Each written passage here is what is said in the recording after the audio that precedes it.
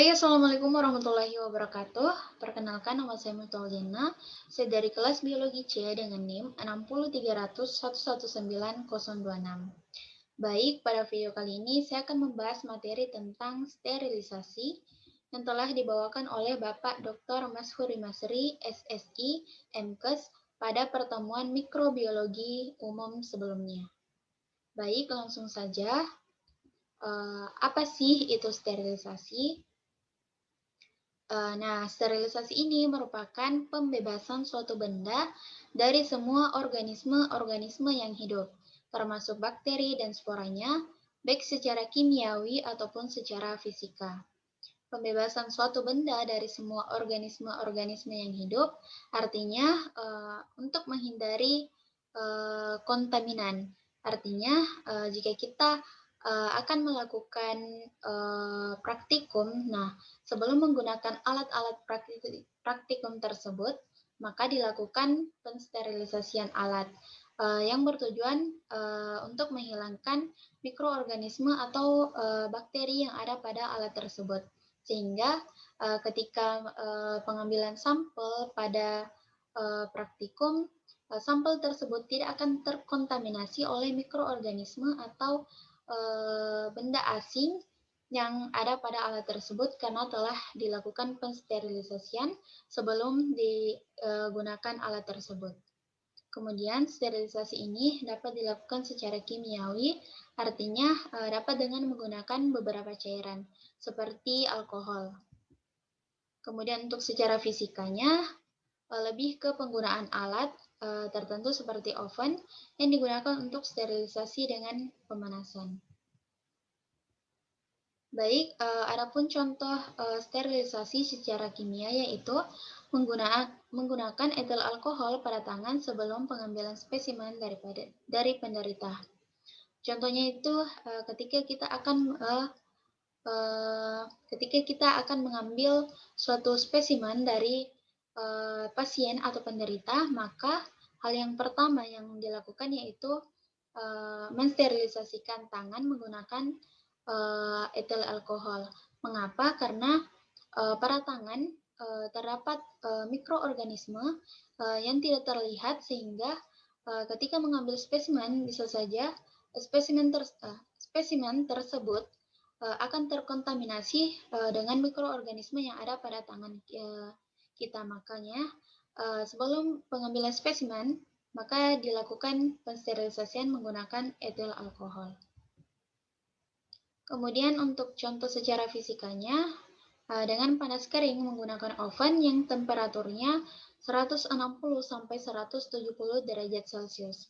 Nah, dengan suhu dan temperatur yang tinggi ini, maka bakteri atau mikroorganisme tidak akan bertahan atau kemungkinan akan mati pada temperatur tersebut.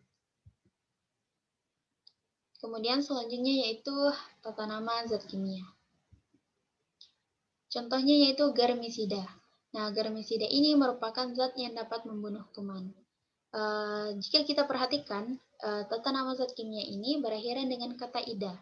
Nah, ida ini artinya zat yang dapat membunuh. Jadi, tata nama zat kimia yang berakhiran dengan ida merupakan zat yang dapat membunuh. Nah, contohnya ini germisida, merupakan zat yang dapat membunuh kuman. Kemudian, contoh lainnya yaitu bakterisida. Diambil dari kata bakteri, kemudian ditambahkan ida, maka zat yang dapat membunuh bakteri. Kemudian contoh lainnya yaitu fungisida, diambil dari kata fungi yang artinya jamur, kemudian ditambahkan dengan ida, maka merupakan zat yang dapat membunuh jamur. Contoh lainnya yaitu virusida, diambil dari kata virus, kemudian ditambahkan dengan kata ida, maka zat yang dapat membunuh virus. Kemudian ada sporosida, diambil dari kata sporo yang artinya spora, kemudian ditambahkan dengan kata ida yang merupakan zat yang dapat membunuh spora. Kemudian tata nama zat kimia selanjutnya yaitu bakteriostatik. Berbeda dengan tata nama zat kimia tadi yang berakhiran dengan ida, maka yang ada pada slide ini berakhiran dengan tatik. Nah, tatik ini berarti zat yang dapat menghambat pertumbuhan bakteri tetapi tidak membunuh bakteri. Sedangkan IDA tadi merupakan zat yang dapat membunuh bakteri. Sehingga tata nama zat kimia yang berakhiran dengan tatik merupakan zat yang hanya dapat menghambat pertumbuhan bakteri, tetapi tidak sampai membunuh bakteri tersebut.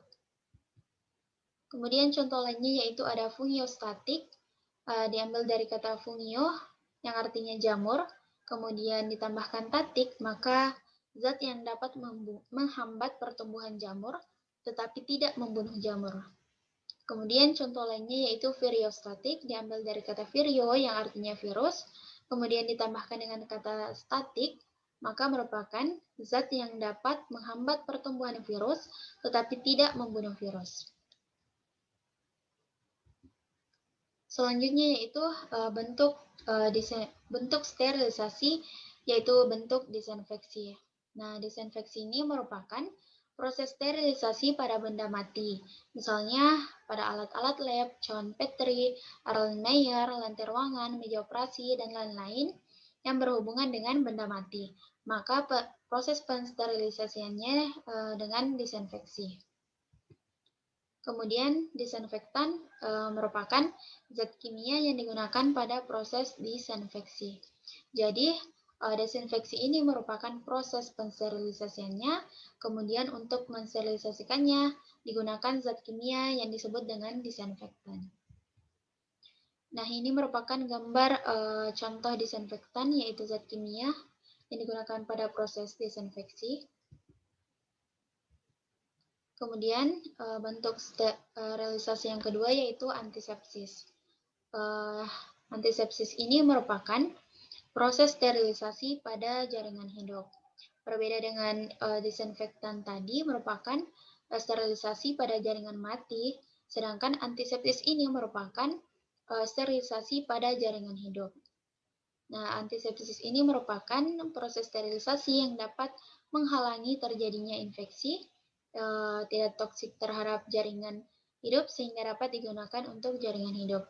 Jadi, syarat untuk suatu antisepsis yaitu tidak toksik terhadap jaringan, artinya tidak beracun terhadap jaringan seperti kulit, sehingga dapat digunakan untuk menghapus kulit yang akan disuntik dengan kapas alkohol 70%. Jadi, antiseptik ini merupakan zat yang digunakan untuk proses antisepsis. Berbeda dengan disinfeksi tadi, disinfeksi merupakan prosesnya dan disinfektan merupakan zat kimianya. Sedangkan pada antisepsis merupakan prosesnya dan zat kimia yang digunakan yaitu antiseptik.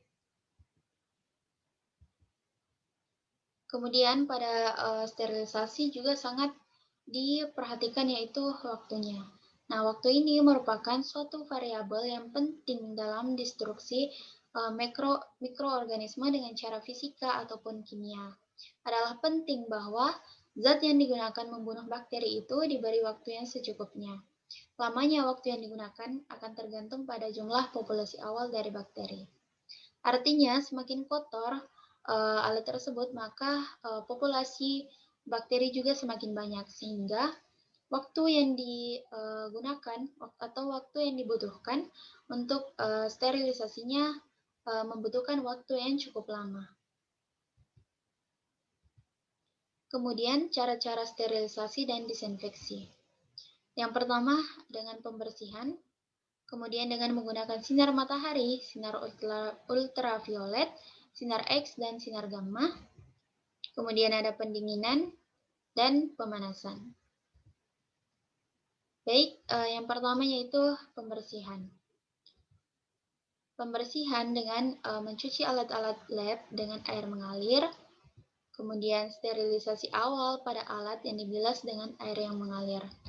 Nah, mengapa harus air yang mengalir? Karena dengan menggunakan air yang mengalir ini, mikroorganisme yang ada pada atau yang ada pada alat praktikum yang akan digunakan atau alat-alat lainnya ketika dicuci dengan air mengalir, maka mikroorganisme yang terdapat pada alat tersebut akan ikut mengalir pada air tersebut, sehingga akan sehingga mikroorganisme tersebut akan hanyut terbawa aliran air tersebut. Sangat dianjurkan menggunakan air mengalir dibandingkan dengan air yang berada pada suatu wadah atau air yang mengendap. Karena ketika menggunakan air yang mengendap ini, ketika dia alat praktikum atau alat yang digunakan dicuci pada air yang mengendap atau air yang berada pada suatu wadah, mikroorganismenya itu tidak akan mengalir atau mikroorganismenya tetap pada wadah tersebut, sehingga ketika mencuci dengan alat lab menggunakan air yang berada pada suatu wadah atau air yang mengendap, mikroorganismenya akan tetap ikut pada alat yang dicuci tersebut. Kemudian dengan sinar matahari, sinar ultraviolet, sinar X, dan sinar gamma. Sinar ultraviolet dalam sinar matahari bersifat germisida. Berdasarkan slide tadi bahwa germisida yang berakhiran dengan ida merupakan zat kimia yang dapat membunuh bakteri. Jadi, germisida dapat membunuh bakteri bentuk vegetatif maupun bentuk spora, walaupun untuk membunuh bentuk spora waktunya harus lebih lama. Nah, mengapa dalam membunuh bentuk spora waktunya lebih lama? Karena bentuk spora ini merupakan bentuk perlindungan bakteri terhadap lingkungannya yang tidak menguntungkan.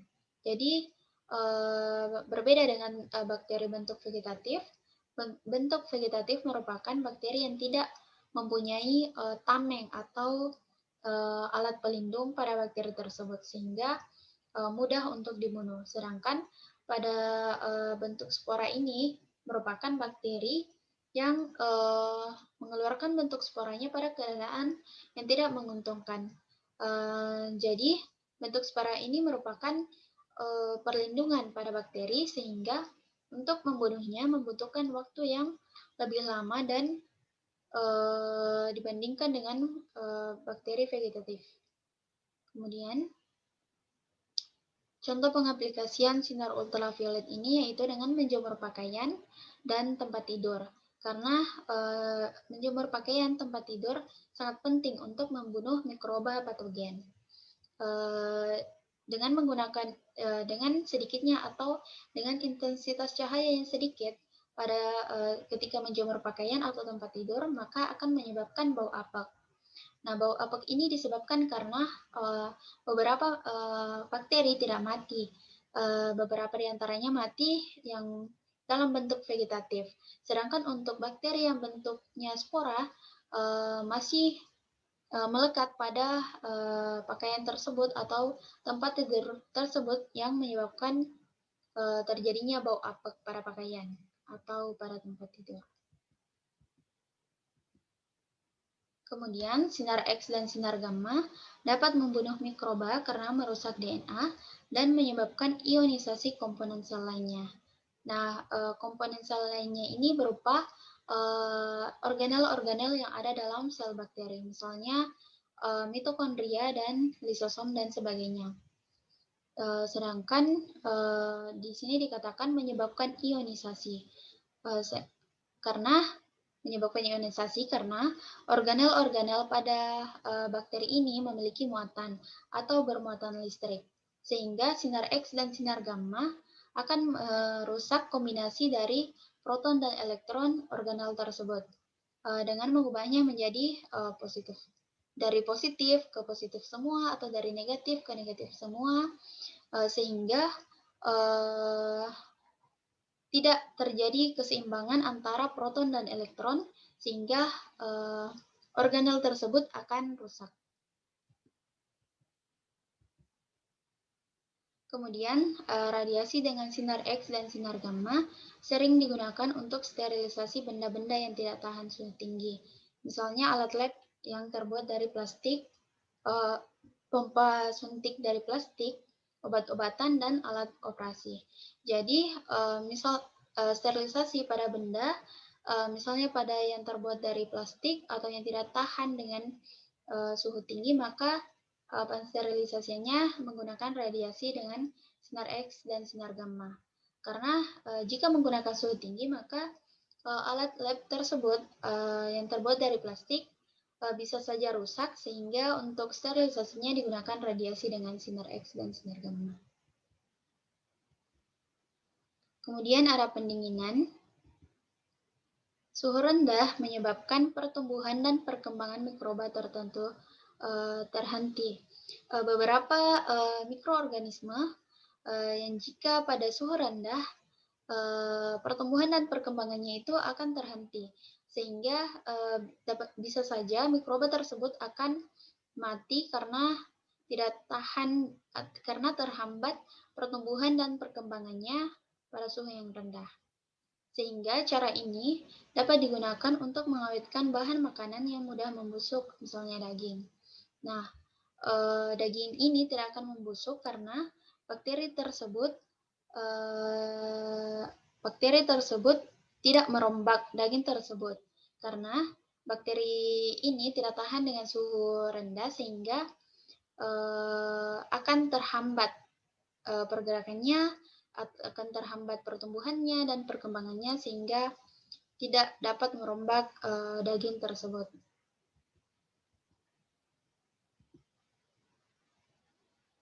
Baik, di sini dijelaskan bahwa karena pada suhu rendah ini, bahan makanan tidak akan dirombak oleh bakteri tertentu seperti Neisseria gonorrhoeae dan Treponema pallida. Jadi, bakteri Neisseria gonorrhoeae dan Treponema pallida ini merupakan bakteri yang akan terhambat pertumbuhan dan perkembangannya pada suhu rendah, atau bisa saja mati pada suhu rendah tersebut. Kemudian lemari pendingin yang digunakan yaitu dengan suhu minus 20 derajat Celcius yang dapat digunakan untuk mencegah pembusukan makanan. Selanjutnya yaitu pemanasan. Pemanasan terbagi menjadi dua, yaitu pemanasan basah dan pemanasan kering. Baik, yang pertama itu pemanasan basah. Contohnya itu dengan penggunaan alat yang disebut dengan autoclave. Penggunaan uap air disertai dengan tekanan, kemudian memiliki suatu ruangan yang mampu menahan tekanan di atas 1 atm. Nah, penggunaan autoclave ini menggunakan air. Air tersebut dipanaskan di dalam autoclave, dan ketika mencapai titik didih, air tersebut akan menguap. Nah, uap dalam autoclave ini akan ditampung dalam suatu ruangan, sehingga tekanan pada alat autoclave ini akan bertambah. Baik, ini merupakan gambar gambar autoclave. Kemudian untuk cara kerjanya, pertama yaitu alat atau bahan dibungkus dengan kertas biasa, bukan aluminium foil, dan wadah atau botolnya diletakkan dalam posisi rebah. Jadi kertas yang digunakan untuk membungkus alat atau bahan yang akan disterilisasi itu dengan kertas biasa, bukan menggunakan aluminium foil, dan wadah atau botol yang diletakkan pada autoclave ini diletakkan dalam posisi rebah. Kemudian dimasukkan air ke dalam tangki, dan setelah air mendidih akan terbentuk uap air. Lalu uap air ini akan dialirkan ke ruangan pensteril. Nah, uap air ini akan menambah tekanan. Seiring bertambahnya uap air, maka tekanan tersebut juga atau tekanan dalam alat autoclave ini juga akan bertambah. Lalu diikuti juga dengan kenaikan suhu di ruang pensteril, sehingga tercapai tekanan 1,5 atm dan dapat mencapai suhu 121 derajat Celcius. Sehingga dalam waktu 10-12 menit, semua bentuk hidup seperti bakteri dan spora akan mati pada suhu yang tinggi ini serta tekanan dalam alat autoclave ini, sehingga bakteri atau spora akan mati. Kemudian dengan cara merebus atau boiling merupakan teknik disinfeksi termudah dan termurah. Waktu 15 menit setelah air mendidih, artinya waktu yang digunakan untuk pensterilisasian dengan merebus digunakan waktu 15 menit setelah air mendidih. Jadi jika air baru dipanaskan itu belum terhitung karena sterilisasi alat dihitung setelah air mendidih sampai dengan 15 menit. Kemudian sel vegetatif mati dalam waktu 5-10 menit, tetapi spora dan kebanyakan virus mampu bertahan berjam-jam dengan cara ini. Berdasarkan yang dikatakan tadi bahwa spora ini merupakan bentuk perlindungan bakteri terhadap lingkungannya yang tidak menguntungkan, sehingga waktu yang dibutuhkan untuk merusaknya dibutuhkan waktu yang berjam-jam dibandingkan dengan bakteri vegetatif. Kemudian selanjutnya yaitu pasteurisasi. Nah, pasteurisasi ini merupakan cara disinfeksi dengan pemanasan. Pasteurisasi ini pertama kali dilakukan oleh Pasteur. Pasteur menggunakannya untuk mengurangi jumlah mikroorganisme pembusuk di dalam anggur tanpa merusak anggur sehingga anggur tetap tahan. Jadi, pasteurisasi ini dilakukan atau digunakan Pasteur untuk mengurangi jumlah mikroorganisme pembusuknya yang berada di dalam anggur, tetapi tidak merusak anggur tersebut. Cara ini juga dapat dipakai pada susu. Caranya yaitu susu dipanaskan pada suhu 65 derajat Celcius selama 30 menit dan dapat mematikan bakteri yaitu Mycobacterium tuberculosis, Brucella sp, Salmonella sp, dan Shigella sp. Kemudian yaitu pemanasan kering. Pemanasan kering terdiri dari yang pertama yaitu pembakaran. Nah, pembakaran ini merupakan cara sterilisasi yang 100% efektif, tetapi penggunaannya terbatas. Kemudian dengan menggunakan oven, untuk penggunaan oven ini diperuntukkan untuk umumnya, diperuntukkan untuk alat-alat yang dari gelas seperti tabung reaksi, botol, dan alat-alat dari karton. Pemanasan dengan oven ini dapat mencapai suhu 170 derajat selama 1 jam atau 140 derajat selama 2 jam. Perlu diperhatikan bahwa bila terdapat bahan dari katun, tidak diperbolehkan lebih dari suhu 180 derajat karena dapat merusak bahan tersebut, sehingga tidak diperbolehkan lebih dari 180 derajat untuk bahan dari katun. Kemudian jika suhu belum mencapai 100 derajat, oven jangan dibuka karena alat gelas akan pecah dengan pendinginan mendadak. Jadi ditekankan bahwa jika oven tersebut belum mencapai 100 derajat, maka tidak diperbolehkan sama sekali membuka oven tersebut karena dengan membuka oven tersebut akan gelas-gelas tersebut akan terkena atau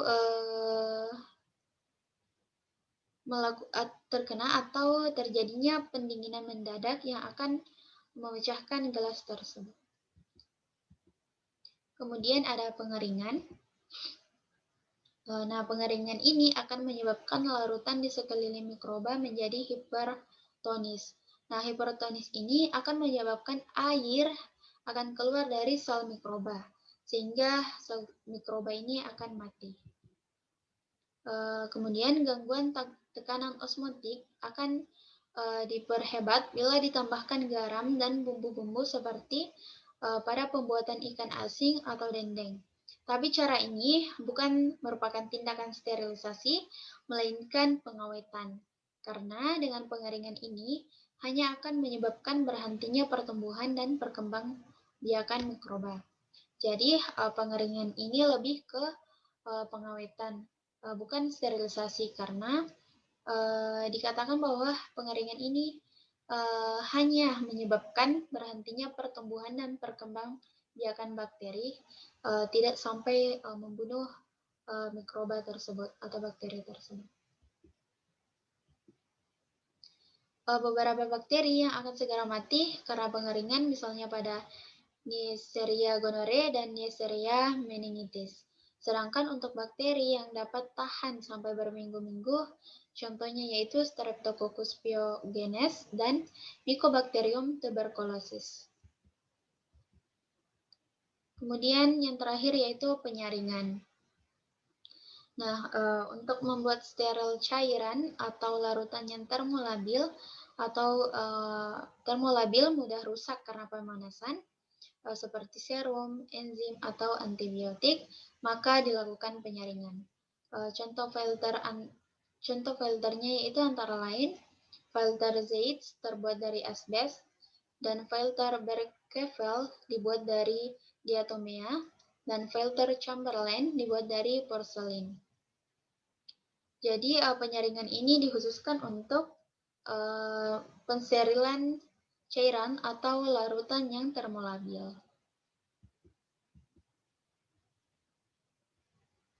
Kemudian filter ini mempunyai pori-pori yang sangat halus yaitu 0,1 sampai dengan 0,2 mikrometer sehingga filtrasinya bebas dari bakteri tetapi tidak bebas dari virus karena virus masih dapat lolos dari saringan tersebut.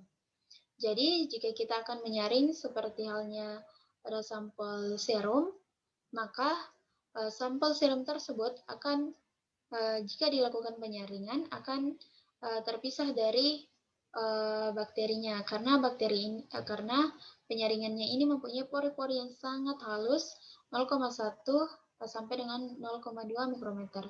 Sedangkan untuk virus tidak berlaku sehingga virus akan tetap lolos dari penyaringan tersebut.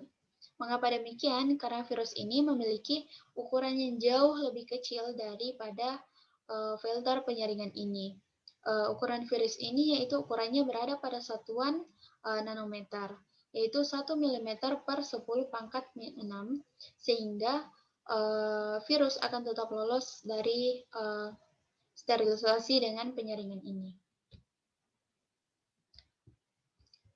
Baik, terima kasih. Mungkin hanya itu yang dapat saya sampaikan.